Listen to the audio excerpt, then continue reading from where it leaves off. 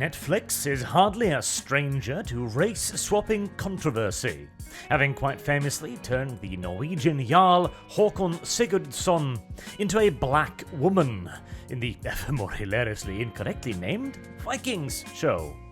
But with African queens Cleopatra, they really plunged a brand new, hitherto undiscovered depths, making it the lowest rated TV show in history, and earning Netflix a lawsuit from the Egyptian government. If only my own Norwegian government had such balls. And all in the name of a Jade Pinkett Smith pet project. But why did Netflix Cleopatra and its director Tina Garavi go to such lengths that even a nation's government was outraged by the misuse of their history? Well, as Tina said herself, quote, "It was a political act." To her, race-swapping the Egyptian ruler of Macedonian lineage was not about making an accurate historical documentary. It was about pushing a modern-day ideology and worldview, one often referred to as Afrocentrism. We've seen that term pop up a lot in the coverage of Cleopatra, particularly from the Egyptian and Arab angles. So, what does it mean? What does it refer to, and why is it seen as a political move to reinforce it? And why is it so off-the-wall crazy at times? Well, the most charitable and absolute steelman interpretation, which is the one we will begin with, is that Afrocentrism, first and foremost, is a different lens through which to view the world. One that recognizes and accepts Africa's contribution to human civilization, which it also believes has either been simply forgotten about by European history or has been maliciously ignored by European historians. And there is truth to this accusation, at the very least back when Afrocentrism first began gaining some traction in the 1910s and 20s. I also want to throw in a quick differential here as well, as a distinction must be made between the historical view and the political. The historical view of Afrocentrism is simply, as mentioned, a lens. What was the history of Africa? What was its contribution? And what lessons can be learned from it? Whereas the political lens is Africa good, everything else bad. This too can be applied to Eurocentrism as well. But in the case of this video, Eurocentrism is used purely to refer to the historical view of viewing the world primarily through a Eurocentric lens, rather than the political movement of Eurocentrism, which is essentially another version of African-centrism political movement, but far less popular. I use the term lens here to describe one's worldview, as we all see the universe surrounding us through our lens, framed by our own personal experiences, our education, our heritage, etc., etc. To drastically oversimplify, a person that was bitten by a dog as a child, for example, would be naturally wary of dogs, or at least more so than someone who had one as a loving pet and was never bitten. And thus, this would be two different aspects of lenses. The key claim of Afrocentrism, again, if we are to be as charitable as possible, is that the modern worldview is a Eurocentric one, as in that our view of the world is based on European and Western values, expectations and traditions, and posits in turn that for Africans this may not be the best worldview. And so Afrocentrism was intended to be an alternative lens based on African values, expectations, and traditions. And there is nothing inherently wrong with this. In fact, it can be highly beneficial, because despite what the progressive hive mind may tell you, people and races are different. To take a simple example, in the Eurocentric worldview, milk is a very healthy drink. It is super good for you, and you should drink lots of it because, well, it is good for you. Unless, of course, you are one of about 75% of African Americans with a lactose intolerance, as the ability to drink milk without any issue is one that Northern Europeans cultivated over the course of centuries. The Afrocentric worldview might then instead be to say, got tofu? To paraphrase the famous commercial, as tofu is also a good source of calcium, one of the main benefits of milk.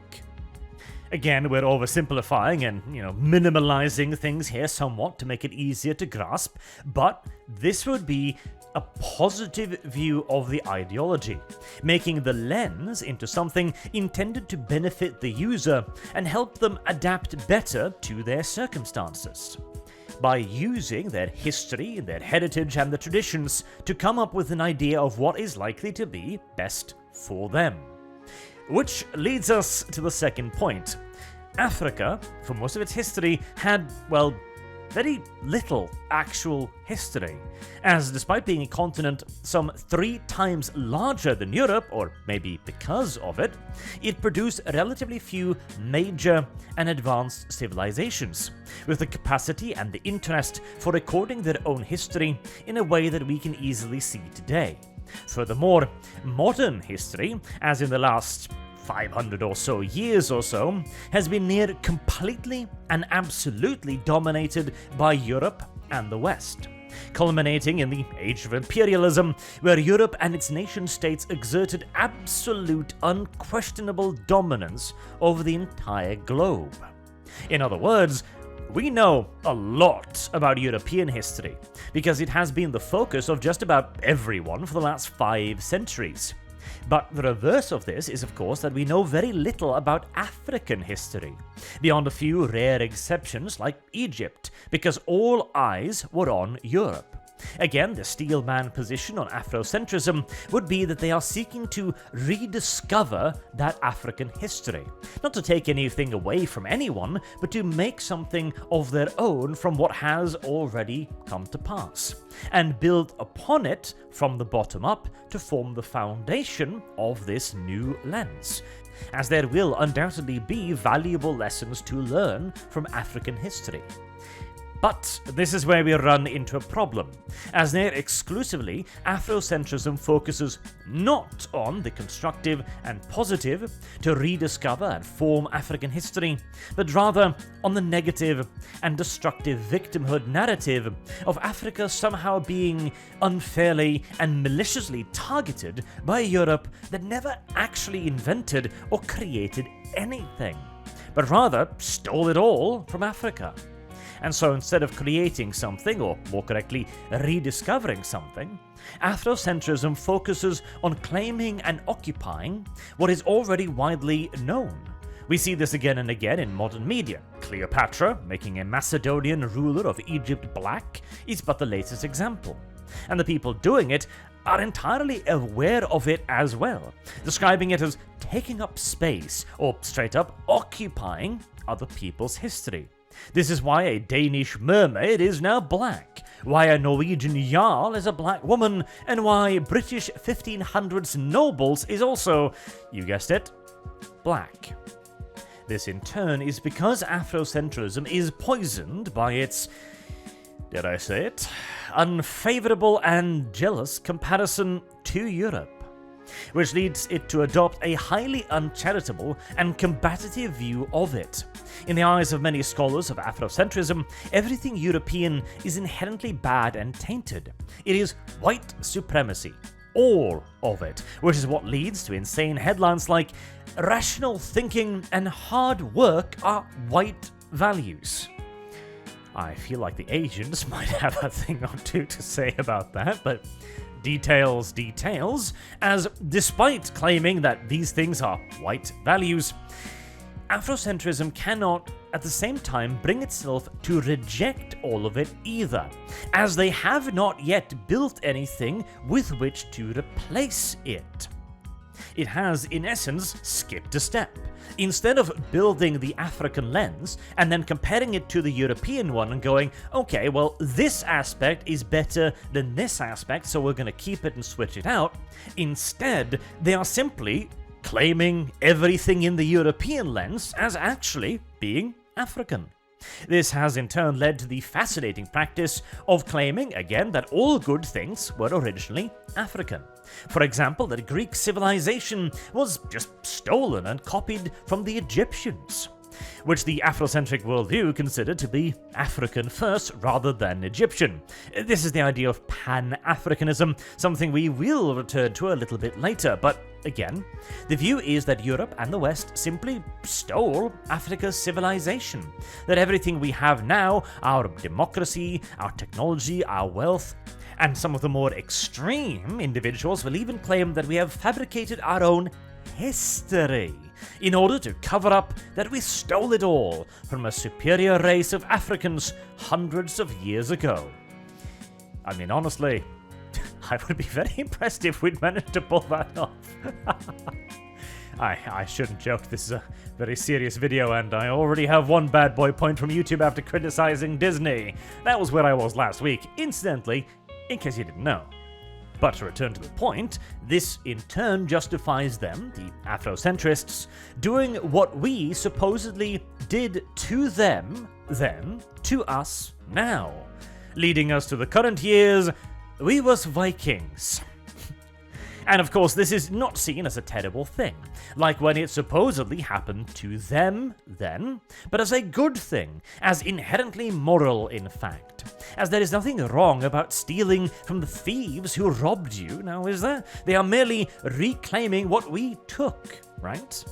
This is why the Cleopatra director sees casting a black woman as Cleopatra as a political move, and why she thinks it is a naturally good thing, and also why any Egyptian who is opposed to doing this, in her mind, is so only because of their love of whiteness, their proximity to it. And again, whiteness here does not solely refer to the skin color. It's part of it, a large part, but it is also, as I mentioned previously, that everything Western is white or white adjacent. Like, again, the ludicrous notion that rational thinking and hard work are somehow automatically white values. And therefore, they are all bad, because it is built on stolen African history, technology, etc., etc. She is essentially accusing the Egyptians of being traitors, as they are putting their white history over their blackness. And that, by the way, is blackness with a capital B, which we will get to a little bit later again. Which is a perfect opportunity then to pivot back to the idea of Pan-Africanism. This is another very popular in Afrocentrist circles idea, which basically boils down to every nation in Africa is the same nation. Africa is one enormous super nation, and everyone who lives within Africa is also of the same African race, which all in turn share the same exact culture. This is a view that tends to be vehemently rejected by people actually in Africa, hence the current Egyptian lawsuit against Netflix, as this idea is nearly purely an American one in the modern day. There is a quote I find to illustrate this point quite beautifully. Quote, "Power consolidation in Africa, which would compel a relocation of global resources, as well as unleashing a fiercer psychological energy and political assertion, that would unsettle social and political power structures in the Americas." End quote. In the Americas. It is quite telling that the movement championing African unity first and foremost concerns itself with America, isn't it? As largely Afrocentrism has become a sort of modern-day African-American mythology and political movement wrapped up into one, with very few actually African adherents. Probably, in large part, because of one of its most amusing facets, being that it seems to try to take credit for everything. With claims ranging from the merely unproven, like that South American civilization originated from Africa, to the not quite but nice try like the Chinese being African, to the straight up howling at the moon mad idea that Africans themselves originated from space. But hey, mad fantasies about Hyperborea are the prerogatives of everyone, And if the scholars of Afrocentrism were merely writing science fiction to thrill a captive audience, then so be it. It'll basically be Scientology 2.0. But the problem comes from the second part, the politicization of that fantasy, and indeed the politicization of an entire race, for the benefit of the few. It sounds like a silly idea, and one we did kind of try out last century, and it is, but it is also one that has mainstream traction. For example, back in 2020, the Associated Press, a not insignificant media organization, announced they would be capitalizing the B in black in cases relating to racism, defined as anything to do with black people and culture, which again, in the Pan-African view, is every black person's culture. And the reason for capitalizing the B, but not the W in white, is, quote, "White people in general have much less shared history and culture and don't have the experience of being discriminated against because of skin color," end quote. I barely know where to begin, but this is, on the face of it, idiotic. I almost used the R word there, but as we are getting dangerously close to censorship month, I best keep that one in my back pocket for a little while longer. So, Europe. First and foremost, Europe and the West has a lot of shared culture, at the very least a lot more so than the much larger Africa. For example, in Europe there are some 200 languages, if we count all the tiny and obscure ones plus strong dialects. In Africa, there is an estimated 1,250 to 3,000 languages. Now, obviously, language and culture are not a one-to-one comparison, but they do speak to a shared history and ancestry. And Europe has a lot more of it than Africa. And as we are getting dangerously close to censorship month, allow me to further elaborate on that and say that this is simply a fact and a result of a much smaller landmass, rather than anything racial, YouTube. And as for not having the experience of being discriminated against, we could go back to the Berber slave trade targeting white people for being, in their eyes, better slaves, or the Turkish Janissaries, or the Mamelukes of Egypt, but let's not go that far back. Let's instead simply look at the current day, as the BBC put out job listings for only non-whites.